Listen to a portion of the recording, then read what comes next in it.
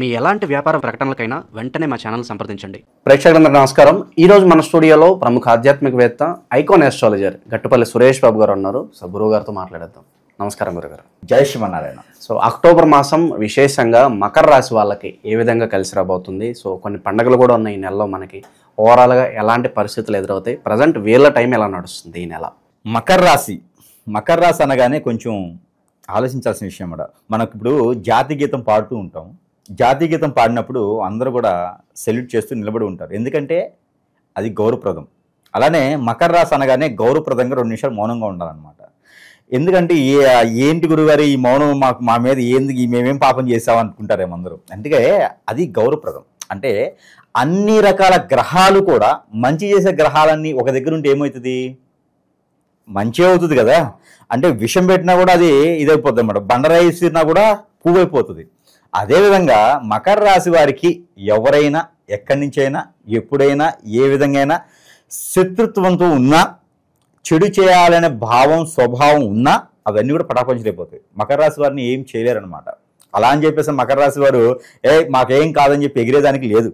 వీరు దైవ అనుగ్రహం, దేవుని ధ్యానం, మంచి నడవడిక, నాగరికత, సనాతన ధర్మంలోని విషయము, హిందుత్వము, అలానే వారికి నచ్చినటువంటి విధానము, ఇవన్నీ పాటించిన అంతవరకు ఏ శత్రువు వీరిని ఏమీ చెయ్యరు. ఇది ఖచ్చితంగా గుర్తుపెట్టుకోవాలి మకర రాశి వారు. ఎందుకు చెప్పా అంటే మకర రాశి వారు స్వతహాగా కూడా ఇలానే ఉంటారు. వారికి నచ్చిన పద్ధతుల్లో వేరే వారికి ఇబ్బంది కలిగించకుండా ఉండాలి, నొచ్చకుండా ఉండాలి అనేటువంటి పద్ధతి, వీరికి మాట మీద నిలబడే తత్వం, ఇచ్చిన మాట నిలబెట్టుకోవాలనేటువంటి ఆలోచన, దాని వరకే పరిగెత్తేటువంటి విధానం వీరన్నిటిలోనూ ఉంటుంది. అందుకే వీరు ఎక్కువగా టీచర్లలోనూ, ఉపాధ్యాయులుగానో, అలానే ప్రిన్సిపాల్స్ గానో నిర్మించేయటం, అనాథాశ్రమాలు ట్రస్టులు ఉండటం, ఆలయాలు నిర్మాణం చేయటం, ఎదుటి వాళ్ళని మార్చే విధంగా, మతాల మార్పిడి కాదు, ఎదుటి వారిని మంచితనంతో మార్చాలి అనేటువంటి విధంగా వీరు ఉండడం ఎక్కువగా కనిపిస్తూ ఉంటారు. ఎక్కడైనా మీకు ఈ కాలేజీ బాగుంటుంది, ఈ ఇన్స్టిట్యూట్ బాగుంటుంది, ఈ యూనివర్సిటీ బాగుంటుంది, అలా ఇక్కడికి వెళ్ళండి, ఇతను బాగా చెప్తారు, అది ఏదైనా సరే ఉంది అంటే అందులో ఖచ్చితంగా మకర రాశి వారే ఉంటారు. ఇది ఖచ్చితంగా గమనించండి. అక్కడ గురువుగా స్థానం ఉంది అంటే మకర రాశి వారు ఎక్కడో దగ్గర అక్కడ ఉంటారు, పని చేస్తునో ఏదో ఒక విధానంలో ఉంటేనే అక్కడ ఆ పవరు, ఆ ఎంటర్టైన్మెంట్, ఆ ఎన్రోల్మెంట్ ఉంటుంది, లేకపోతే ఉండదు. కాబట్టి మకర రాశి వారు గురువుతో సమానం.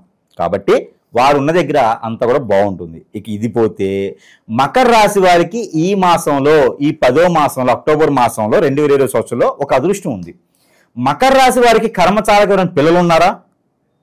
ఇక వారికి పంట పడినట్టే. ఆ పిల్లల్ని కాపాడుకోవాలి.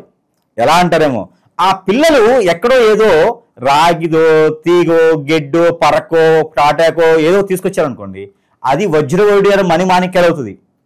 పట్టిందల్లా బంగారం అంటారు కదా. అలానే మకర రాశి వారి పిల్లలు ఎక్కడికైనా పోయి ఏదైనా కొనుక్కొచ్చుకున్నారంటే బారుల్లోకి వెళ్ళి వాళ్ళతో తగాదాలో, లేకపోతే అమ్మాయిలను ఏడిపించేసి తగాదాలో, అవి కాదు. మంచితనంతో వ్యాపారమో జాబులో చేస్తూ అక్కడ ఏదైనా వెసులుబాటు కానీ, తండ్రి కోసమో తల్లి కోసమో తీసుకొచ్చింది కానీ ఏదైనా ఉంటే, తల్లి కోసమో తండ్రి కోసమే కాకుండా వారు ఏదిగా దానికి ఎప్పుడో ఎక్కడో బంగారమో ఎక్కడో కూడబెట్టినట్టు ఆస్తులో ఉంటే వాటికి విలువలు పెరుగుతాయి. దాంట్లో మైనింగే పడవచ్చు, దాంట్లో నిధు నిక్షేపాలే ఉండొచ్చు. కానీ అలాంటి అదృష్టం అయితే ఖచ్చితంగా ఈ మాసంలో ఉంది. దాన్ని వెలికి తీయాలి అనొచ్చు.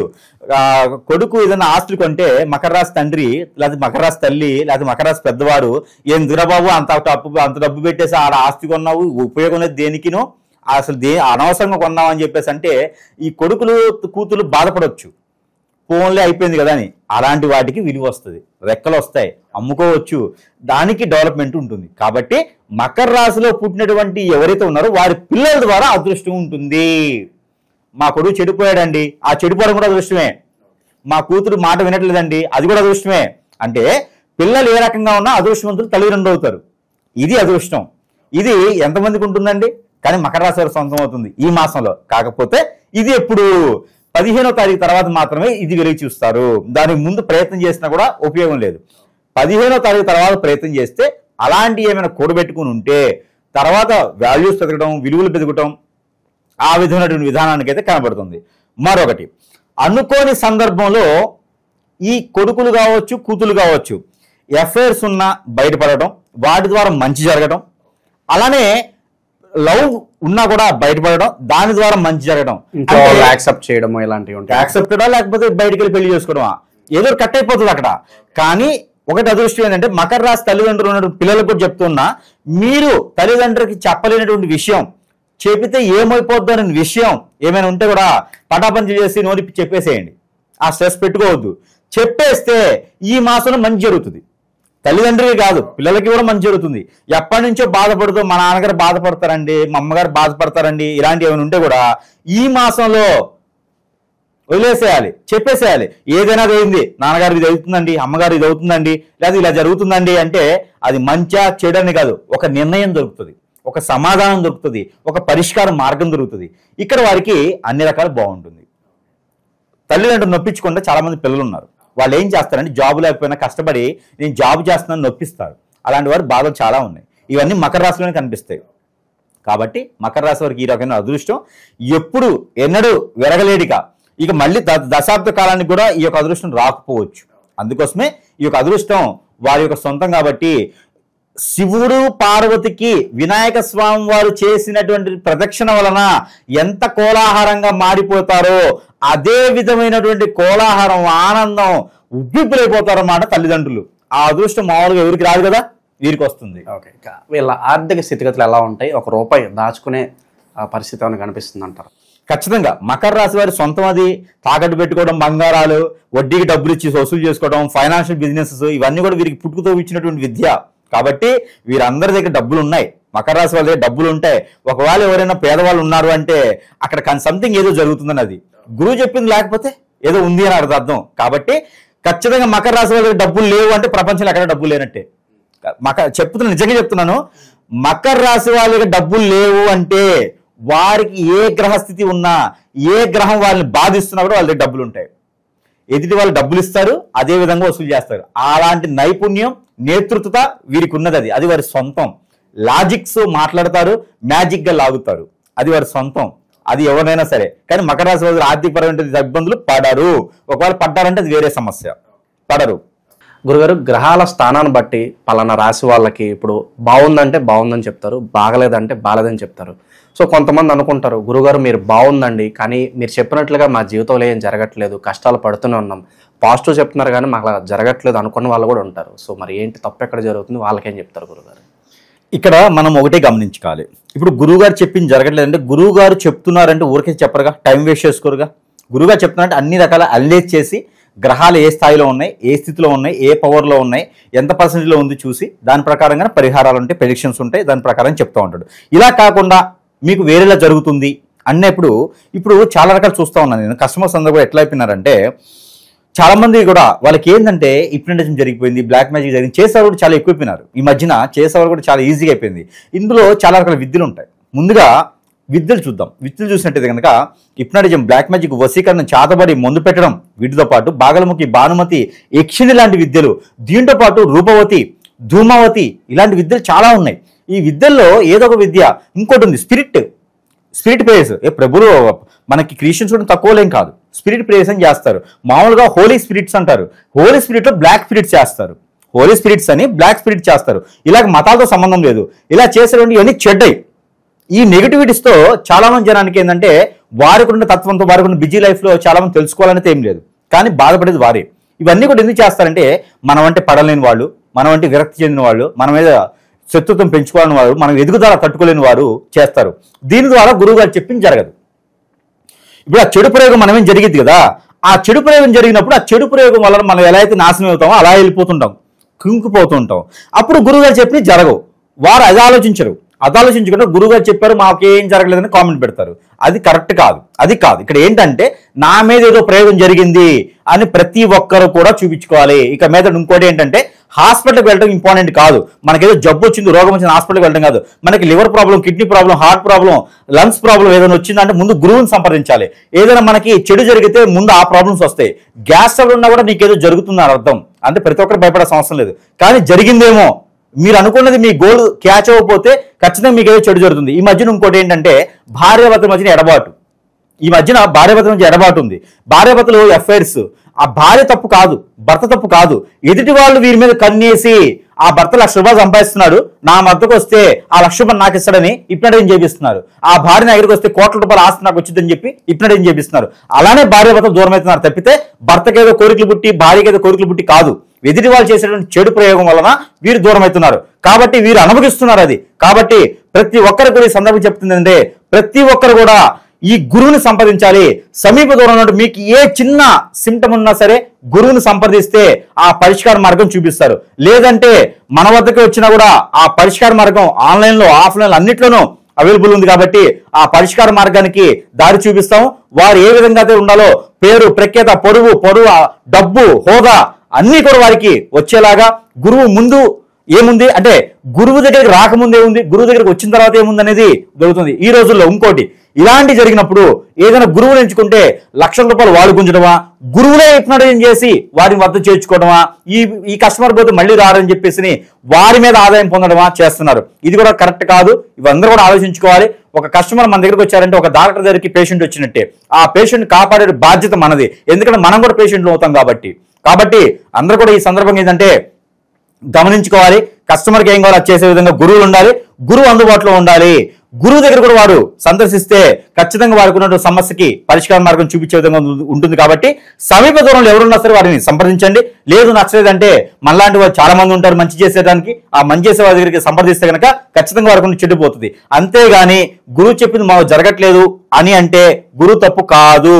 అది మీలో ఏదో లోపం ఉంది, మీకు గ్రహరీత్యా ప్రాబ్లం కాదు, అది మీకేదో చెడు చేస్తున్నారు. ఖచ్చితంగా గమనించుకోవాలి ప్రతి ఒక్కరు ఈ సందర్భంగా. శుభకార్యాల పరిస్థితి అండి గురుగారు. శుభకార్యాలు అయితే వీరు పాల్గొంటారు. వీరే పెద్ద తరహాగా ఉండి వీరే అన్ని రకాల ప్రయత్నాలు చేసేసి అంటే ఆరుబోసిన వారు నీళ్లు పోయిరా అనే టైప్ లో వీరు ఎవరికైతే పిల్లలకి పెద్దలకి ఎవరికైనా సరే శుభకార్యాలు నిర్వర్తించాలి అనేటువంటి ఆలోచన, శుభకార్యాల్లో మేజర్ గా అయినటువంటి పార్ట్ గా వీరే గుండెకాయలా ఉండి అన్ని రకాల శుభకార్యాలు నిర్వర్తించేలా ఉంటది.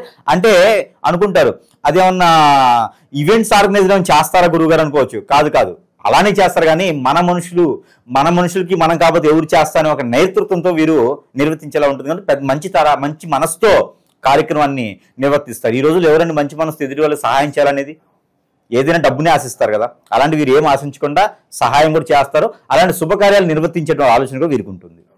ఇన్వెస్ట్మెంట్స్ పరంగా ఏదైనా జాగ్రత్తలు తీసుకోవాల్సిన అవసరం ఉందంటారా? ఖచ్చితంగా ఇన్వెస్ట్మెంట్ చేసుకోవచ్చు.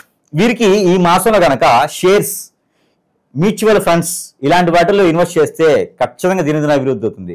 ఈ వీరికి ఈ సంవత్సరం మొత్తం కూడా చూసుకున్నట్టయితే షేర్స్ లో డబ్బులు ఆదాయం రూపాయికి ₹10 వచ్చేలాగా ఈ రాశి వారికి సొంతం.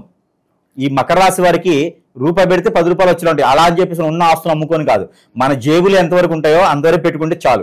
అతి ఆశ అనేది వద్దు. అలా పెట్టుకుని మ్యూచువల్స్ లో కానీ అలాగా షేర్స్ లో కానీ పెట్టుకుని ఆదాయం వనరులు సంపాదించుకోవచ్చు. అలానే వీరు స్లీపింగ్ పార్ట్నర్ మొదటిగా వీరు ముందుకు రాకుండా స్లీపింగ్ పార్ట్నర్ గా పెట్టేటువంటి సంస్థలు అన్నింటిలో కూడా వీరు వృద్ధిలో వచ్చేదానికి ఉంటుంది. కాబట్టి అలాంటి ఏమైనా ఉంటే చేసుకోవచ్చు. అలానే వీరికి గోల్డ్, సిల్వర్ లాంటి కూడా వీరు ఇన్వెస్ట్ చేయొచ్చు. క్రోడాయిల్ లాంటి వాటిలో కూడా వీరు ఇన్వెస్ట్ చేయొచ్చు. ఎలక్ట్రికల్ వాటిలో కూడా వీళ్ళు ఇన్వెస్ట్ చేయొచ్చు. ఇటుక, సిమెంట్, ఇనుము అలానే కన్స్ట్రక్షన్ రంగాల వారికి కూడా వీళ్ళు ఇన్వెస్ట్ చేయొచ్చు.